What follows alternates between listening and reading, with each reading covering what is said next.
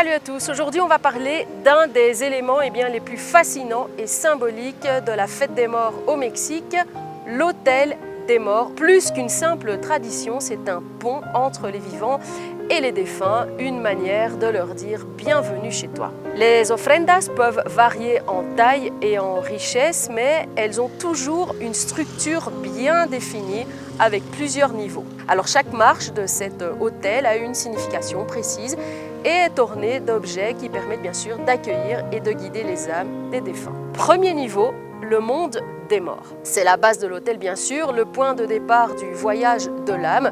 On y place de l'eau qui symbolise la pureté et permet au défunt d'apaiser sa soif après son long voyage. Le sel est aussi présent pour purifier l'esprit et l'aider à ne pas se corrompre.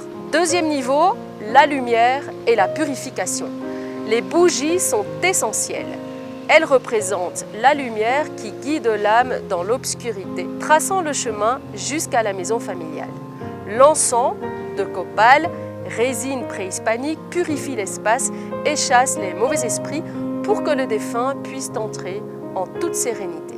Troisième niveau, la mémoire du défunt. C'est ici qu'on place la photo du défunt auquel l'autel est dédié. Une façon de rendre hommage à sa mémoire et de s'assurer qu'il se sente bien accueilli parmi les vivants. Quatrième niveau, les ofrendas alimentaires. Ici, on met ce que le défunt appréciait de son vivant.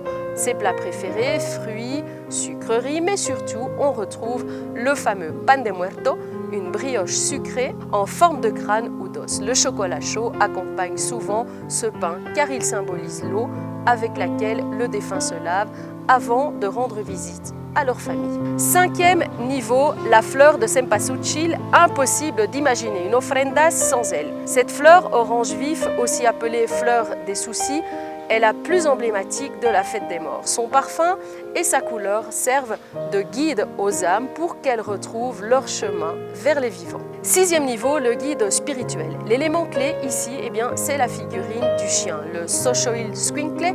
Oui, comme Dante dans Coco, ce chien sans poil, présent dans la mythologie aztèque, a pour mission d'aider les défunts à traverser le fleuve Chiconahuapan, la dernière étape avant l'au-delà. Septième niveau, le céleste. Au sommet de l'autel, on place des objets spirituels comme une croix, mélange de croyances indigènes et chrétiennes, ou des images de saints pour protéger l'âme. Le 31 octobre à minuit, les âmes des enfants reviennent en premier. Pas de tequila ni de plats trop épicés pour eux, mais des bonbons, des chocolats, des jouets. Le 1er novembre, place aux adultes. Tamales, mezcal, mole, on trinque avec eux, on leur raconte nos vies, on partage un moment de joie. Et puis le 2 novembre, on les accompagne au cimetière en leur promettant de les revoir l'année prochaine, car au Mexique, la mort n'est jamais vraiment une fin. Van a saber todo sobre México.